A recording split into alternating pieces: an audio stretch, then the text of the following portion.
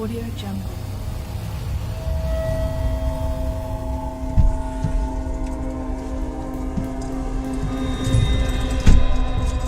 Audio Jungle.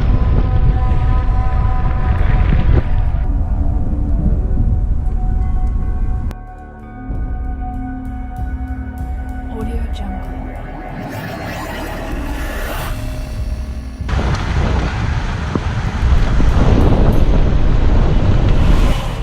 Audio Jungle.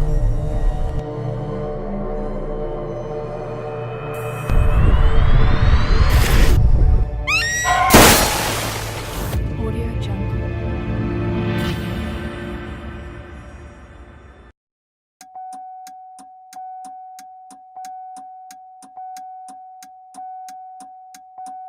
Officer, I'm Chaz Miller. I'm principal of the school.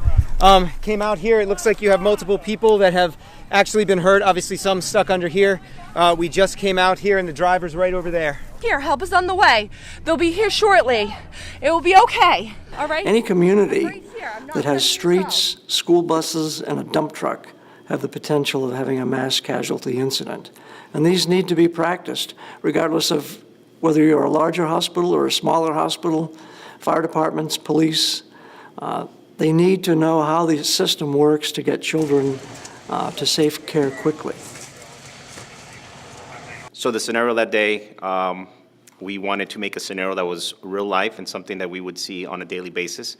This was a distracted driver scenario, and this is very common. And we go to accidents every day, some days. The event was planned out to have a mass casualty incident occur involving pediatric patients.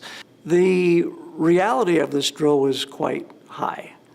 Tell me what to do. if Tell we me what to understand do. You're bleed, then you can go ahead, all right? I want you to MCI drill. And I owe that a lot to the help of the folks from Aero Security.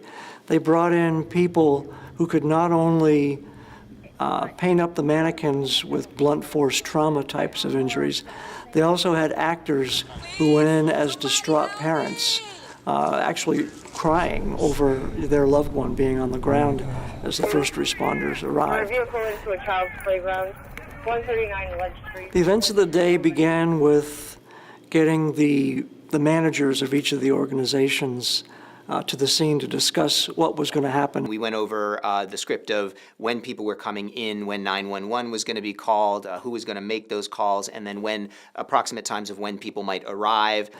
We also spent time setting up the scene. We parked a truck in the playground to simulate something that would have crashed into the playground. School staff were also coached in how to respond so that once they were given the signal, the crash would be declared and they would take over and call 911 and run to the scene and start to render first aid as best they could. This was followed by the arrival of the Nashville Police Department, many of whom are skilled in providing basic first aid. A lot of this training kind of put our newer policies, the medical side of our training, into practice. And I thought it was very successful, seeing the officers come in there with their medical kits and triaging the patients before actual medical personnel arrived.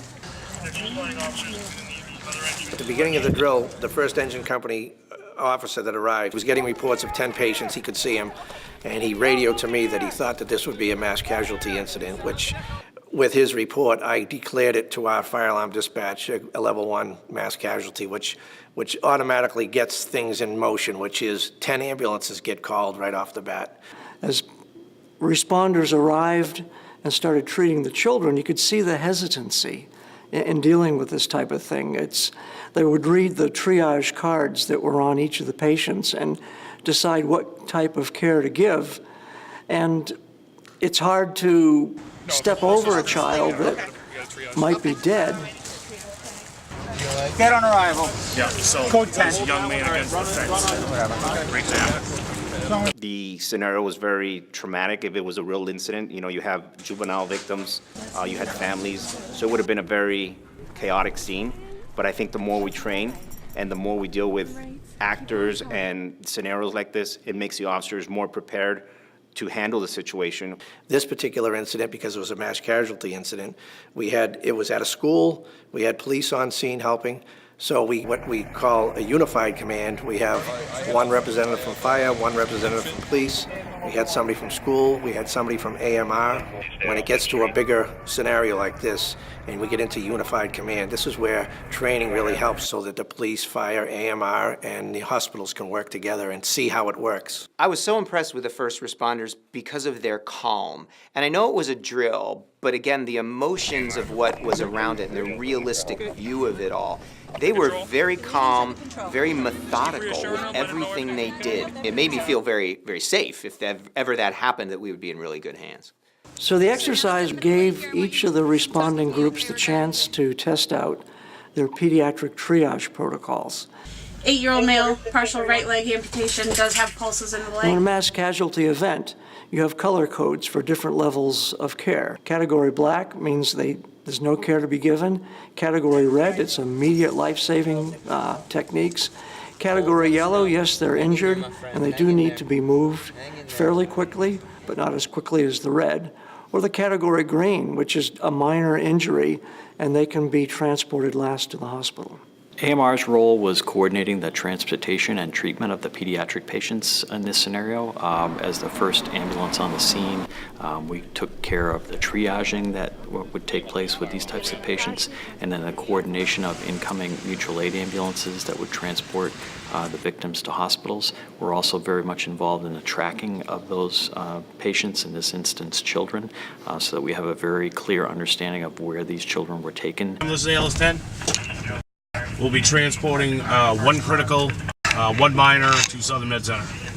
AMR ambulance then moved the patients to the Southern New Hampshire Medical Center Emergency Department, where staff from our emergency department as well as pediatrics attended these patients.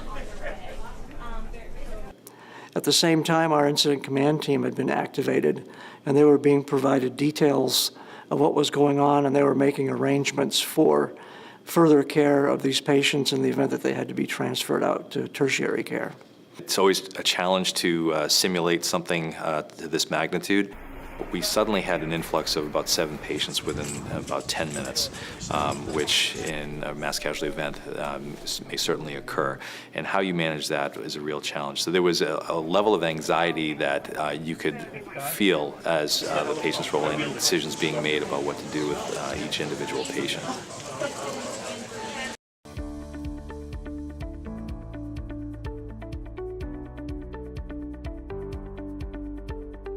The debriefing after the mass casualty event is an essential part of having this simulated drill. We all get in a room together, we walk through the scenario, we talk to each other about things that we saw that could use improvement, things that worked well, and then things that didn't work so well. It's very important to do these trainings. It's just, again, it shows our weaknesses, our strengths, and things that we need to work on, and usually it's the biggest issue that I find in some of these drills is communication between the different agencies, and this really helps us close those gaps. Having everybody in the same room is very beneficial because we got to hear how other agencies viewed us, what we did right, what we did wrong. We get an after-action report that details all of the pluses and minuses of the event and makes recommendations of where we can improve next time, and then we meet after that to see if those recommendations have been implemented, and then eventually we'll test them again to make sure that it works.